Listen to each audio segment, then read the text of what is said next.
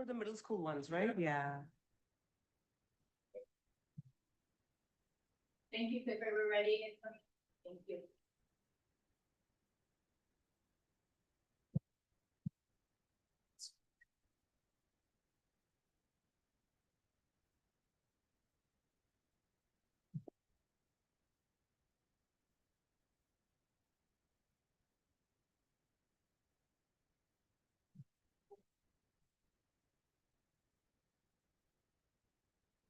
I would like to call to order the Board of Education meeting for Tuesday, June 3rd, 2025. Are there any speakers related to closed session topics? Seeing none, the board will convene to closed session.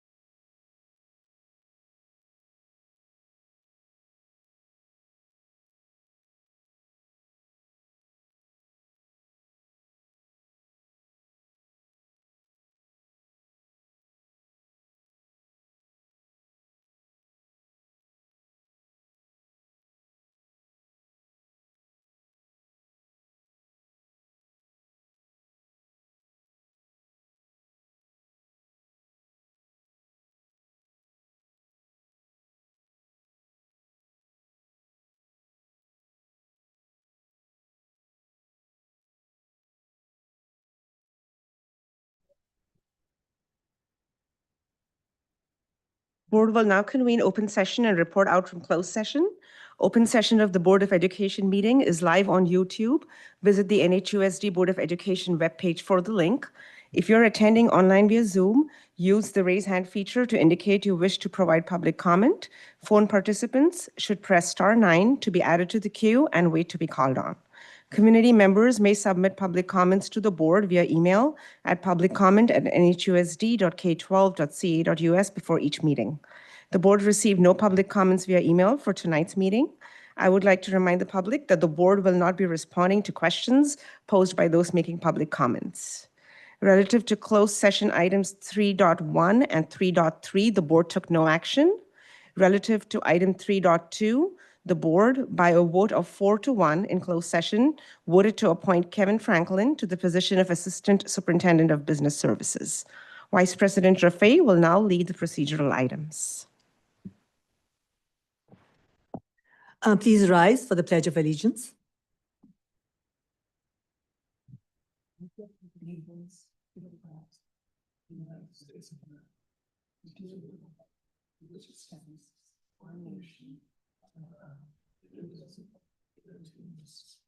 Someday.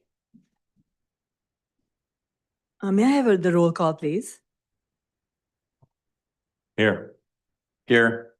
Here. Here. Here. May I have a motion and second to approve tonight's agenda? So moved. Second. All in favor, say aye. Aye. Aye. Aye. Land acknowledgement. Thank you, Trustee Freeberg. We want to open up this meeting by acknowledging with respect and love that the land we are on today is the traditional ancestral homeland of the Ohlone Chochenyo First People. We recognize and thank the Ohlone people as the original stewards of this land. Indigenous people must not be spoken about in past contexts as if they left on their own accord and when the real reasons or real causes were white supremacy, manifest destiny, and U.S. colonization. By recognizing we stand on the occupied indigenous territory of the Ohlone people, we recommit ourselves to listen to Native leadership and stand in solidarity with people struggling against systems of oppression throughout the world, past and present. Thank you, Trustee Freeberg. Now I'll hand it over to President Kumar. Thank you. Thank you, Vice President Rafay. We're going to move on to item 6.1. Are there any blue cards for topics that are not on the agenda? Okay, first card or the card is Michelle Parnella. You just got here. Sorry. Oh, this is on the agenda. Well, I think, Okay, no worries. Any speakers in Zoom for topics not on the agenda? All right, so then we'll go ahead and do. no, go ahead. Good evening, board and staff. I just wanted to say long time coming, saving the best for last of the legacy MOUs. I just want to take this opportunity to acknowledge former retired CBO Akoor Veridarajan, recently retired CBO Annette Heldman. This legacy status has been in the works for quite some time. It, pandemic, labor strike, a couple other unnatural and natural disasters kind of delayed the process. So I'm glad that we're here. I'm glad that it's finally getting done. I can leave Union City National in this district when I get ready to move on and into the sunset of retirement, knowing that we finally put it all down on paper and in writing, and the handshake wink winks are a thing of the past. Now we just got to work on some procedural stuff, but I'll deal with John on that. Thank you. Thank you, Ms. Parnella. Any speakers in Zoom for topics on the agenda? Thank you. All right, we're going to move on to item date, reports from our labor partners. Do we have anyone from CSEA? NHTA?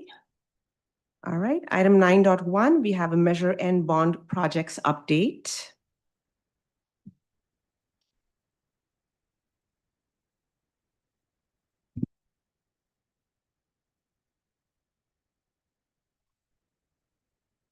All right. Good evening, President Kumar, members of the board, Dr. Thompson.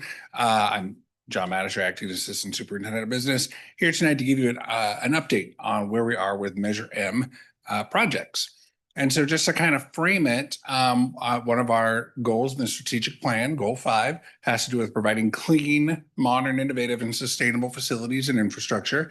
So it leads directly into kind of our bond work.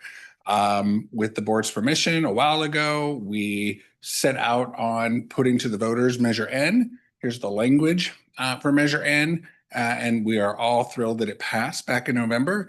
And now we have $272 million to really put towards making our facilities and our schools and our classrooms cutting edge, 21st century, and we're really excited about it.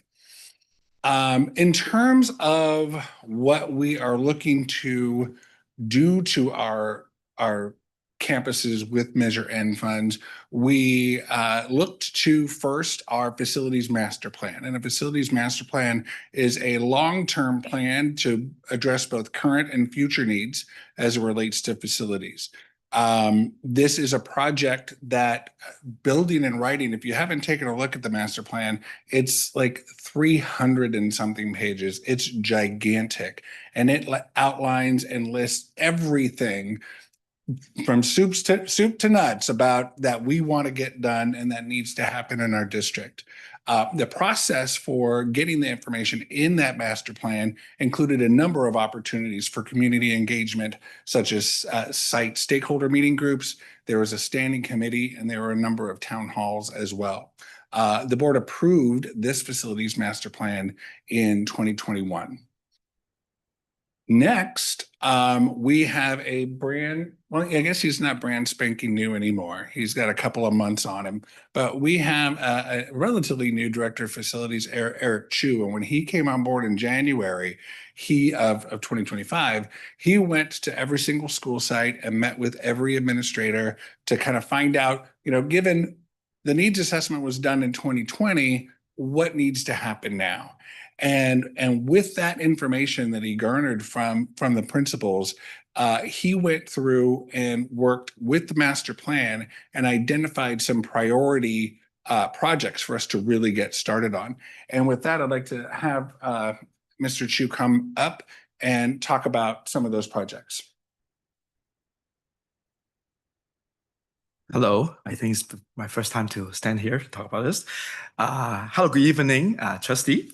So let me, how to use this? Here you go.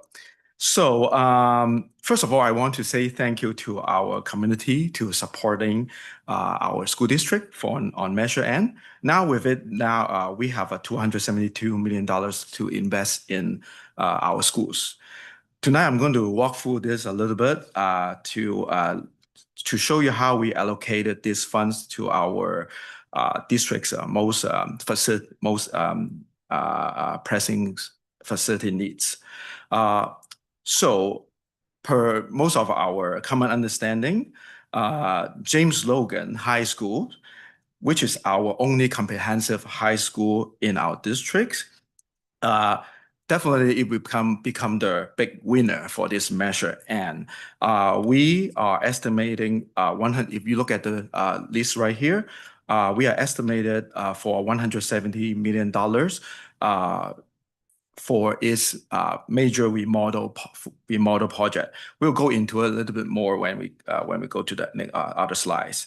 And the next focus on this list is the district-wide deferred maintenance and infrastructure. We'll go into that a little bit later also to show you what's that about.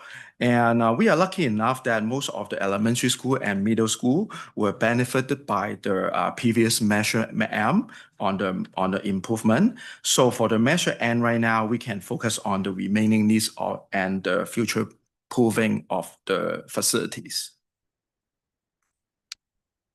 So let me talk about what do we mean about deferred maintenance and infrastructures. These are all criticals, but could be invisible improvements. You can see on this list what this is some of the example we talk about when we talk about deferred maintenance and infrastructures. So it's including HVAC upgrade. In Measure M, we already have HVAC upgrade, but we only upgrade about 40% of it. So for this bond, we are able to look into it and complete the HVAC upgrade. Not only that, we are more focused on overall energy use efficiency. So that's including LED light also. And of course, bell and clocks, communication system. If you've been to Hillview Crest, you know what I'm talking about.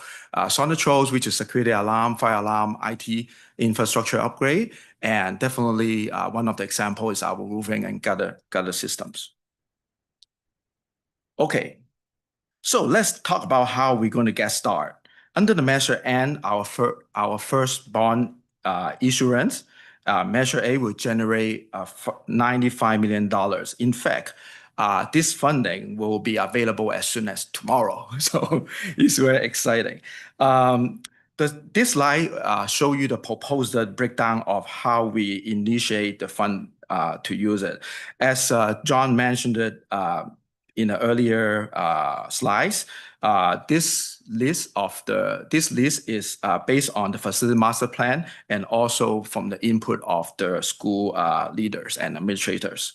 And so this plan right now, how we dedicated the money is we ensure all the projects will hit the ground running, and we factored the district's top priorities. Okay, now is the most exciting part of the presentation. So this is the modernization. We are talking about on Measure N, the major funding will be the modernization of James Logan High Schools. And well, first of all, thank you for New Haven Unified School District hire me on this positions. My first day of my career is January 7, if you remember. This project, when I step into the district, I already know that this project is the highest priority on my to-do list. So after 17 days of my hiring days, we issued the RFP for the architects on this project on January 24th. In March, we received 10 very impressive proposals, and we shortlisted into 4 firms for the final interview. After extensive review, we selected an architecture firm called HED Architects because of their strong visions and experience on large-scale education design. HED already submitted first phase programming and P-design proposal, which is I'm going to put it up on the next board meeting, June 17. This image, you are looking at it right now, is a very great image, right? However, they are not the final designs. You have to imagine this design from HED is based on very limited time and resources that they got from the site in a very short period of time. So trust that after their comprehensive assessment, we are very confident that their final design will be more exciting and will meet the needs of the school and fulfill the future education needs of James Logan High Schools. So right now, let's take a moment to look at a short animation that HED provided in their interview.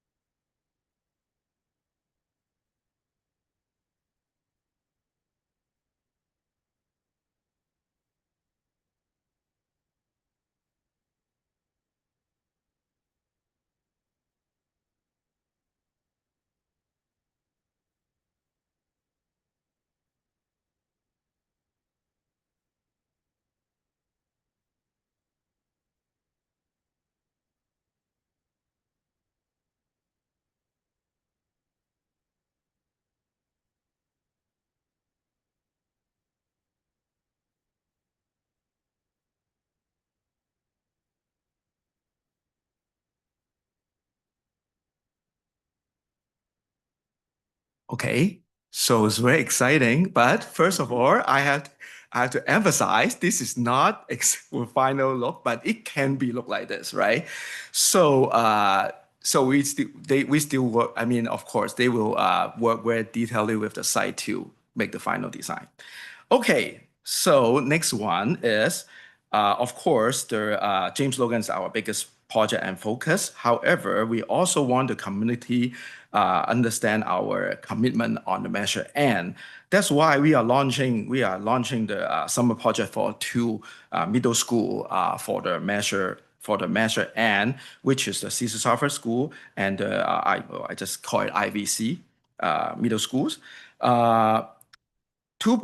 were going to have two full exterior painting project.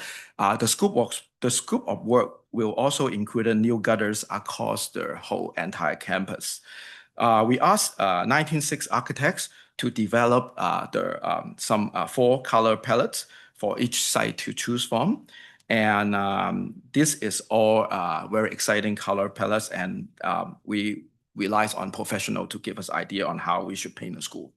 The construction will start as early as this week if assuming the board will approve the contract tonight. And we're planning to have the work done before the school finish in the fall. So if you can imagine, student and staff will come back in the school and will feel like they have a brand new school. So, this will be end my Measure N updates. Very exciting for all this project going on, and feel free to ask any question you have. Thank you. Does anyone have questions or comments? It looks great. Good job. Thank you. Eric, I know we talked about this last week, but could you let the board know the Measure M projects that are still in line and like the scoreboards, when they're going to be completed? Oh, specifically the scoreboard, okay, make it easy. They are under fabrication right now from 2 weeks ago. So they take 8 weeks to fabricate it. So assuming we should able to have that in construction near before the school open at fall. But the construction itself may last a little bit longer, when the school start. So, but it's in fabrication right now. Anyone else have any questions? All right, thank you, Eric. That's very exciting. Thanks. All right, we're going to move on to item 9.2. We have Assistant Superintendent Wee Stevens sharing information on the 2025-26 Local Control Accountability Program, what we call LCAP. Yeah, LCAP. Thank you. Good evening, President Kumar, members of the board, Superintendent Thompson, and staff. I'm here to present our local control accountability plan. Today is a public hearing, and the next board meeting is where we're going to ask the board to adopt after the public hearing. So I'm here to review some of the components of the LCAP. One, that it continues to be aligned to our 5 district strategic plan goals. We added a goal 6 in our LCAP due to the fact that a couple of our schools, Conley Carabello, as well as Dakota School for Independent Study, receive specialized fundings that requires us to develop a new goal. Otherwise, goal 1 through 5 in our LCAP aligns to our strategic plan. The timeline for us in developing the LCAP is a 3-year cycle. Last year, the board adopted a 3-year plan, and on an annual basis, we review the plan and make any adjustments that we need to, whether it's fiscal or action items. And that bulk of the work starts from engaging with our educational partners, our staff, our community, and our students 5th grade and up. Are able to take surveys, and we gather over 6,200 surveys from our educational partner groups as to what areas they felt was really working for them and what areas to strengthen based on what our action items were last school year, or this school year, I should say, 24-25. And we also convened a few sessions with our parent and student. This year, we added students in our parent advisory committee. So that provides us some counsel and an opportunity to provide input on the LCAP development. So once we develop the LCAP items based on input and feedback, the timeline is for us to create the budget, the action items, and the proposed expenditures for public hearing tonight. And then the second meeting in our next board meeting on the 17th is when we ask you to adopt. And after that, in July, our county will review our adopted LCAP and provide some guidance around next steps. So the way that we write the LCAP, it is completely mandated process. We are provided an LCAP process checklist, which we adhere to. It's here if you want to click and review.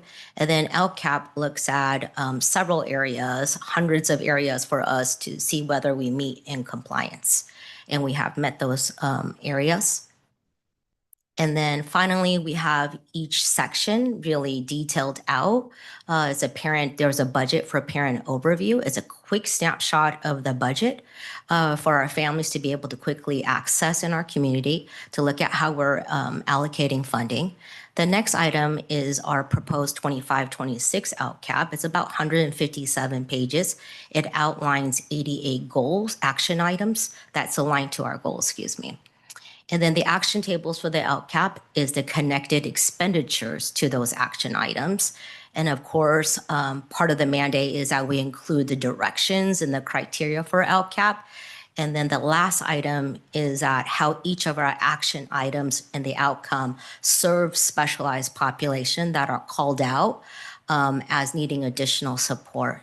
And that is the appendix piece that we included. Okay.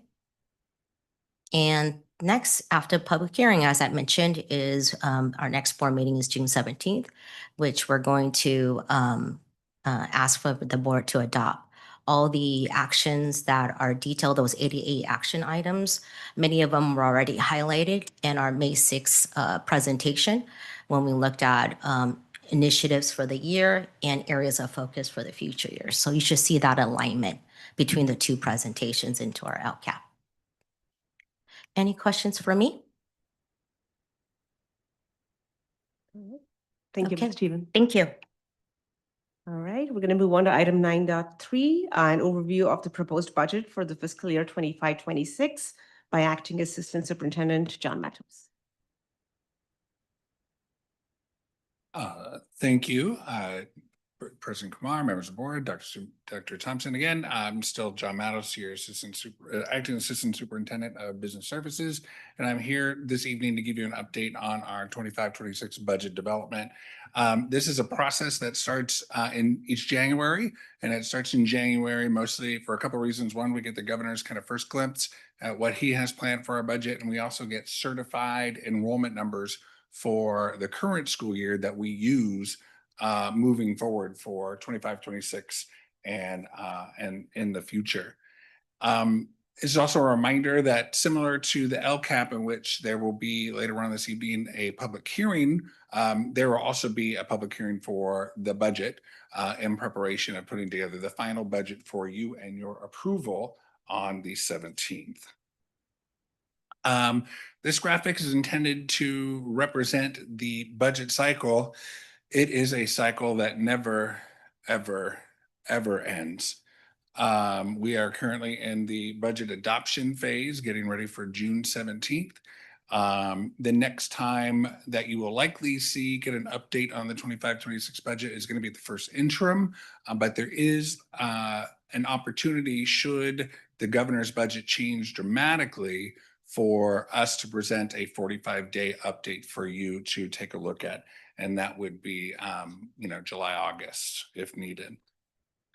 So in developing the budget for 25-26, we not only do that school year, but we're also required to do the 2 out years.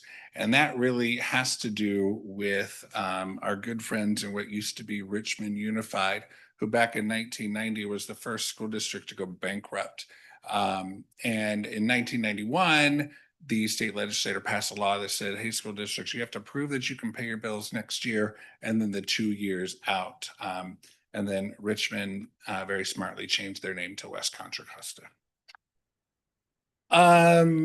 And so those 2 out years altogether, we call that the multi-year projections, and the multi-year projections are made up of, you know, kind of assumptions and plans that we have at the local level.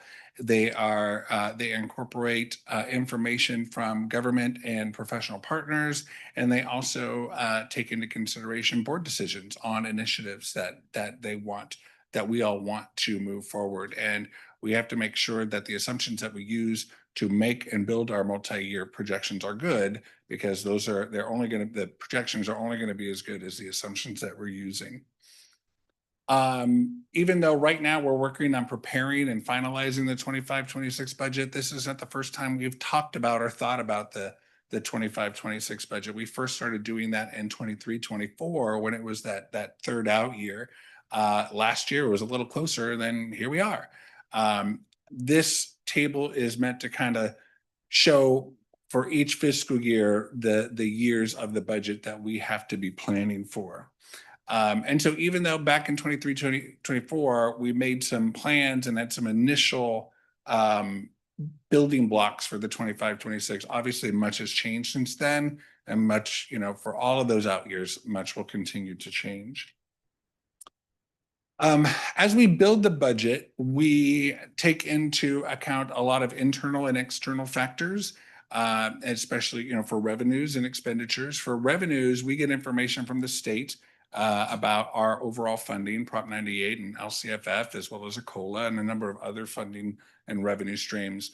And then at the district level, there's information that we use and incorporate into those MYPs, such as our enrollment and our attendance, and then our UPP percentage. I'll talk about that a little later.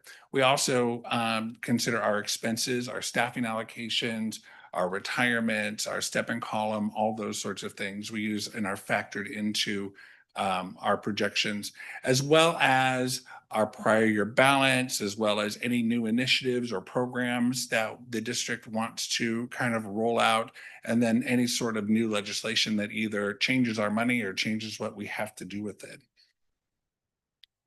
The local control funding formula, LCFF, has been around since 2014, and it starts the whole formula starts with our base grant. And so we get a certain amount of dollars per student at each of those grade levels. And then there are grade span adjustments that basically say, hey, we think it costs a little bit more to give this grade span what they need. We also get supplemental and concentration funds, and those are based on our unduplicated pupil percentage. And our unduplicated pupil percentages are number or percentage of students who either qualify for free and reduced price meals, are English learners, or foster children. And they can only count once. So even if a student checked all those boxes, they wouldn't count as 3, they only count as 1, so it's unduplicated. So we get additional funding for that, depending on what percentage we have. We also take into account our COLA. And so our COLA for the 25-26 school year is slated to be 2.3%. So that's kind of what we were talking about in January, but in May, we hear back from the governor, and much has changed between January and May. And so he has some revised information and some revised numbers that he shared, and then everybody gets to hunker around computers and try to figure out how that impacts the state and individual districts. From the May revise, the governor had a pretty clear overall message, and that clear overall message is there's a lot of uncertainty out there, especially at the federal level, based on decisions made by the current administration. And so, you know, be that tariffs or anything else, you could see just the recent swings in the stock market based on some decisions. California is a big economy. We represent a lot of the United States economy. So what affects the United States affects us. And so that's whatever good, big swings, but good or bad, are going to impact us a lot. Governor Newsom shared that we're going to be expecting to get less revenue than we originally thought. He's going to be using a lot of different strategies to try to ameliorate the effects of those. But if there's one kind of bright side, is that for the most part, Prop 98 was left relatively unscathed. In terms of revenue, there's three big revenue sources for the state: personal income tax, corporation tax, and sales tax. The governor shared in May that the projections from January were or it's going to be $4.8 billion less than what was projected in January. I'm sorry, over the 3-year budget window. So that's money he's got to try to figure out how to address. Outside LCFF, there's a couple of other modest revenue streams that the district gets. All the districts get in terms of lottery and the mandated block grant. Those are per pupil numbers. And there are also some extra, some state directed expenditures as well. In terms of employee contributions to STRS or PERS, they tell us how much we're going to pay for the next 3 years so that we can use those to build our multi-year projections. For our COLA, we've had a little bit of a journey, not nearly as exciting as last year. When we first got the 25-26 COLA, it was supposed to be 2.93%. And over the process of it all, it's down to 2.3%. So a drop of about 0.6. We'll take it compared to what happened last year, where the COLA was almost 4%, dropped under 1%, and then barely crossed the 1% threshold. And you can see what the preliminary COLAs are for 26-27 and 27-28. When we take that 2.3% COLA and apply it to last year's base grant, you can see how all those numbers play out for 25-26, including part of the TK add-on, and we'll talk about that a little later. Besides factors and assumptions that are made at the state level, there's also, factors and assumptions we make at the local level. Probably the biggest one is our enrollment. We're planning on and we're budgeting for a decline in enrollment. As you all know, we had a little bit of a pickup this year, which we're really excited about, but we don't know if that's a one-time blip or if it's a sign of things to come. So we're being very conservative and are planning for a slight decline in enrollment. That's how we get funded. The number of students multiplied by how often they come to school. And so that attendance rate, that attendance to enrollment ratio is really important. Back before COVID, our students were attending at about a 95% rate, which is pretty good. As you can imagine, once we got out of distance learning that first year back into 21-22, I think we actually got into the high 80s. And we have been building up ever since, and we're at 93.5, which is not horrible, but we definitely want to try to get back to that, at least that 95%. And we're planning on our unduplicated pupil count to be 60.6%. And I do want to say with the unduplicated pupils, that's it. Our numbers of unduplicated and the percentage of unduplicated pupils have gone up the last few years so that we qualify for these concentration grant dollars. And that's probably for a number of different reasons, and probably the best reason that we've gotten a lot better at identifying students and getting them entered correctly in CalPATS.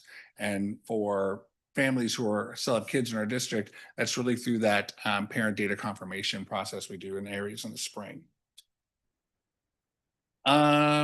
Once we put all these numbers into the LCFF calculator that we are obligated to use, there's wheels and gears and hamsters in the back, and it spits out what our LCFF funding level, and there's a typo on this in the gray, it says 24-25, it should say 25-26, my apologies. So we are slated to get $127 million LCFF funded. That's what we're projecting for 25-26, and that's an increase of about $3 million. And that $3 million increase is mostly due to the COLA, which we got, and then that increase in UPP, or unduplicated students, gives us more supplemental dollars and gets us more concentration dollars. So that explains, you know, kind of the increase from 25-26 to 24-25. Other things that we take into consideration when we're building the budget is how we staff, what our student teacher ratio is, and how much money we give school sites per student to, you know, kind of to operate. So this is for copies, it's supplies, it's teacher hourly for projects, it's all those sort of general expenses. That's the amount of money they get per grade span per pupil to run their building. Another thing we factor into our MYP is our contributions to other programs. And so there are a number of places where we have to take money from the general fund and apply it. And one of those is routine restricted maintenance. That's by statute. We have to do it. It's 3% of our expenses. So that's about 5 million we're looking at for next year. Special education, our contribution is we're expecting it to be a little over 23 million. And then we give adult school 30,000. You'll notice that child nutrition is up there with a great big fat 0, because we are very excited that for the first time in years, they are a self-sustaining program. They do not need a contribution from the general fund. And that is excellent. And we're super excited about it. Looking at our ending fund balance, the last time we talked about our ending fund balance was at the second interim, and we projected that we would end the year with $38 million left in the coffers. And as we get closer to closing out those books, it's looking like it's going to be closer to 36.7 or $36.8 million. So a difference of about 1.3. This table shows where, you know, the expenditures as of second interim and what our estimated actuals are going to be. There are some places where we spent less than we thought, and there are some places where we spent more than we thought. And we had a couple places where we spent more than we thought. Services and other operating expenses, that's the board election and utilities. And then also special education contribution. We ended up contributing more to special ed than we had originally planned. And so that really does account for most of that difference between the second interim and the estimated actuals. Finally, as I mentioned earlier, when we build our MYP and we plan our budget, we take in information from a number of different sources. One of those sources is school services, and school services is cautioning districts to be very conservative in terms of incorporating these revenue streams that the governor says are coming, being very conservative and when deciding whether to actually put those into our budget. As I shared, there's a lot of pressures on the state's revenue, and it's possible that some dollars may end up going to pay other bills as opposed to going to schools. And so school services said, here's some things that you should book in, you should include, and then some others that you should not. So they said the 2.3% COLA, pretty rock solid. It's probably good to go. But there was supposed to be some additional learning recovery block grant funding. There's a little bit of risk. It might not be as much as we originally thought, so hold off. Governor loves TK, and he already gives us extra money to get us to a 12-to-1 ratio. He has said he's going to give us additional funding to get us to 10-to-1, but that has already kind of decreased at least once. So they said recommend holding off. There's discretionary block grant and professional development dollars as well that they said we don't know how they're going to allocate it, what the total's going to be, or even if all of it's going to be there to go to schools or school districts.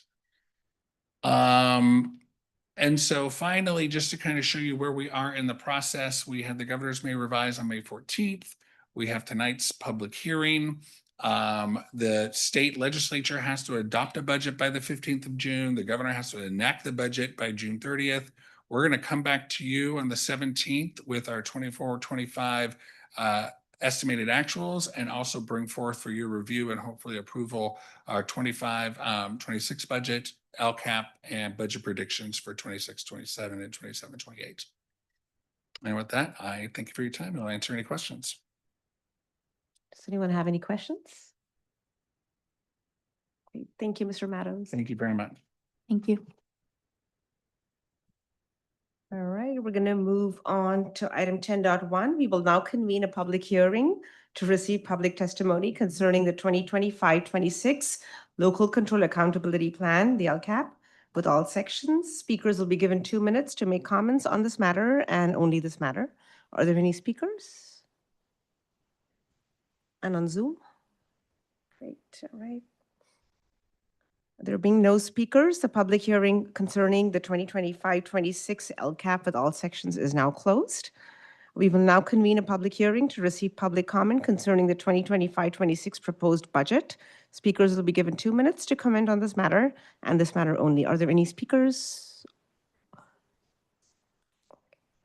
Thank you. There being no speakers, the public hearing concerning the 2025-26 local proposed budget is now closed. Item 11.1, items from the board and the superintendent. I will start from the far end. Trustee Gonzalez. I have nothing significant to report tonight. Trustee Irby. I too have nothing to report this time. Trustee Freeberg. Ditto. Vice President Rafe. Yes, I'd like to share. I got to, it's been an exciting time of the year where we celebrated our students' promotion and graduations. Other than attending Logan High School convocation graduation, IVCMS promotion, Dakota Independent Studies 5th grade and 8th grade promotion and seniors graduation, ROP student award ceremony, and the school foundation's scholarship awards. And last not the least, New Haven adult school graduation, where students ages 19 and up, with no limit to their age, they graduated with high school diploma. Whatever life changes, challenges, delay, their high school process, they strived and made it with pride, and that was my favorite one. And congratulations to all the families and students of our school district. Thanks. Thank you, Vice President Rafe. I have nothing significant to report. Dr. Thompson. Just two things. Sunday, Assistant Superintendent Stevens and I got to watch our Cyril's Youth Cinema Project films air down at the Mann Theater in Hollywood with about, I'd say, what do you think, Ms. Stevens, about 30 or 40 family members? It was fantastic. So I'll share some video and pictures with you coming soon. And then we have the family film night at the Cinemark Cinemas in Union Landing on June 17th, or June 16th. So I'll send that information about that as well. And this week, summer school kicked off. We have over 2,300 students participating in summer school at Logan, CCMS, Pioneer, and Searles. And we have both Mandarin and Spanish dual immersion taking place at Searles right now. So a lot going on. And that's all I have to report. Great. Thank you, Superintendent Thompson. We'll move on to committee reports. We'll begin with the Finance, Technology, and Facilities Committee.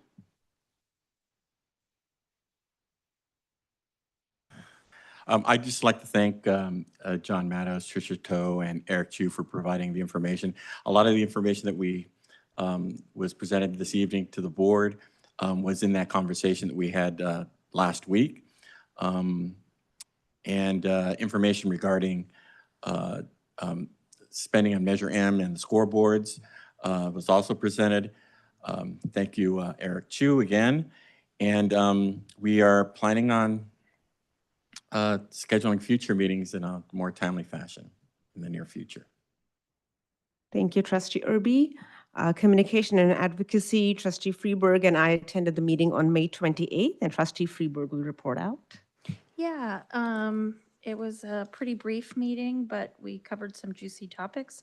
The Apogee app is now live in the Apple and Android stores, and we'll be adding content and testing throughout the summer. And it should be active and live by the beginning of school in the fall. We are also considering booths for profit at our district events like New Haven Day, and we discussed the pros and cons. And I think we're going to come back to that in our next meeting. And then we also discussed social media content, past and future. And that was about it. Thank you, Trustee Freeberg. Policy Review Committee, Trustee Rafe and I attended the meeting on May 27th. and Trustee Rafe will report out. So we reviewed revisions to 24 current board policies to bring them into compliance with the current law and code. These policies will come into the board for approval at our meeting on June 17th. And as of now, we did not pick a date yet. We are waiting to see what the next cycle of updates brings. Thank you. Thank you, Vice President Rafe. Any other committee reports? MVROP next meeting is scheduled for June 12th. And the foundation, do it now? Go ahead. Okay. New Haven Schools Foundation's meeting is scheduled for June 9th. And also Mud Strut is scheduled for September 20th. And those interested in joining the Mud Strut committee, please reach out to me. And our first Mud Strut planning meeting is Monday, June 9th. Thank you. Thank you, Vice President Rafe. Any other committee reports? All right, seeing none, we'll move on to action items. We'll start with item 13.1. May I have a motion and second to approve revision 1 of the regular board meeting calendar 2025-26? So moved. Second. Discussion? All in favor say aye. Aye. Aye. Aye. Opposed say nay. Abstentions? Motion carries. Item 13.2, may I have a motion and second to adopt resolution number 0602425, board trustee absence from meeting on March 18th, 2025 due to hardship, authorization to pay trustee Gonzalez? So moved. Second. Discussion? All in favor say aye. Aye. Aye. Aye. Aye. Opposed say nay. Abstentions? Motion carries. Item 13.3, may I have a motion and second to adopt resolution number 0612425, board trustee absence from meeting on April 1st, 2025 due to hardship, authorization to pay trustee Gonzalez? So moved. Second. Discussion? All in favor say aye. Aye. Aye. Aye. Opposed say nay. Abstentions? Motion carries. Moving on to item 13.4, may I have a motion and second to approve the employment agreement for the Assistant Superintendent of Business Services, including a salary of $277,000 per year and a 3-year term effective July 1st, 2025. So moved. Second. Discussion? All in favor say aye. Aye. Aye. Opposed say nay. Abstentions? Motion carries. Item 13.5, may I have a motion and second to adopt resolution number 0672425, authorizing the use of a California Multiple Award Schedule contract for the flooring upgrade project at Hillview Crest Elementary School. So moved. Second. Discussion? All in favor say aye. Aye. Aye. Opposed say nay. Abstentions? Motion carries. Item 13.6, may I have a motion and second to approve a memorandum of understanding between New Haven Unified School District and Union City National Little League? So moved. Second. Discussion? All in favor say aye. Aye. Aye. Opposed say nay. Abstentions? Motion carries. Item 13.7, may I have a motion and second to approve student fieldwork placement agreement with California State University Long Beach 2025 through 2030? So moved. Second. Discussion? All in favor say aye. Aye. Aye. Aye. Aye. Opposed say nay. Abstentions? Motion carries. Item 13.8, may I have a motion and second to adopt U.S. History and AP U.S. History instructional materials for James Logan High School and Conley Carabeo High School? So moved. Second. Discussion? All in favor say aye. Aye. Aye. Aye. Aye. Opposed say nay. Abstentions? Motion carries. Item 13.9, may I have a motion and second to approve the purchase of Amplify M-Class Reading Screener 2025-26? So moved. Second. Discussion? All in favor say aye. Aye. Aye. Aye. Opposed say nay. Abstentions? Motion carries. Item 13.10, May I have a motion and second to approve the purchase of HMH Education for Amira K2 Reading Support 2025-26? So moved. Second. Discussion? All in favor say aye. Aye. Aye. Opposed say nay. Abstentions? Motion carries. Item 13.11, may I have a motion and second to approve the purchase of Chinese books for children for TWDL at Emmanuel Elementary School 2025-26? So moved. Second. Discussion? Discussion? Go ahead, trustee. Just with all this new curriculum, it'd be nice to see a copy in the superintendent's office, and just to glance over and see what we purchased. So that's it. I think we can arrange for that prior to the next board meeting. Great, thank you. All in favor say aye. Aye. Aye. Aye. Opposed say nay. Abstentions? Motion carries. Item 13.12, may I have a motion and second to approve contract with Teachers Development Group for Professional Development 2025-26? So moved. Second. Discussion? All in favor say aye. Aye. Aye. Opposed say nay. Abstentions? Motion carries. Item 13.13, may I have a motion and second to approve the purchase of Vista Higher Learning Perspectiva's Spanish materials 2025-26? So moved. Second. Discussion? All in favor say aye. Aye. Aye. Aye. Opposed say nay. Abstentions? Motion carries. Are there any items from the consent agenda that any board members would like to pull for a separate vote? All right, seeing none, may I have a motion and second to approve items 14.1 through 14.28? So moved. Second. Discussion? All in favor say aye. Aye. Opposed say nay. Abstentions? Motion carries. Item 15, since there was nothing removed from consent agenda, we can move on to 16. Assessment of governance procedures and protocols. Does anyone have any comments related to this item? I did have a question. So when we do trustee hardships, does the concerned trustee usually abstain or no?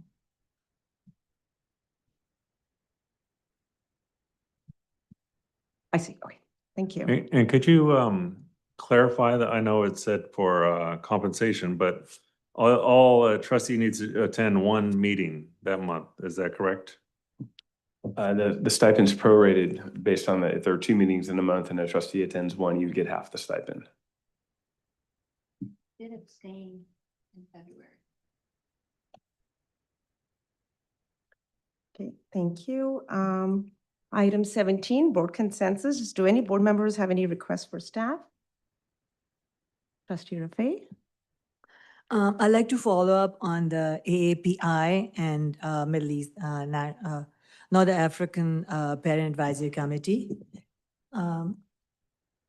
Yes, our plan is to gather interest in the fall. Right now, we don't know if any parents are interested and we're going to have a kickoff at the beginning of the year with all of our family groups coming together, and we'll invite any others that may want to come. And if there's interest in forming that group, then we will report back. Sounds good, because I found out that like San Francisco USD, they've announced the launch of a new parent advisory committee, which they call Asian PAC, Asian American Parent Advisory Committee, and Albany School District, they call it SWANA, as Southwest Asian and North African Parent Advisory Committee. So maybe we can use their model. Thank you. Do any other board members have any requests? All right. Seeing no further business, this meeting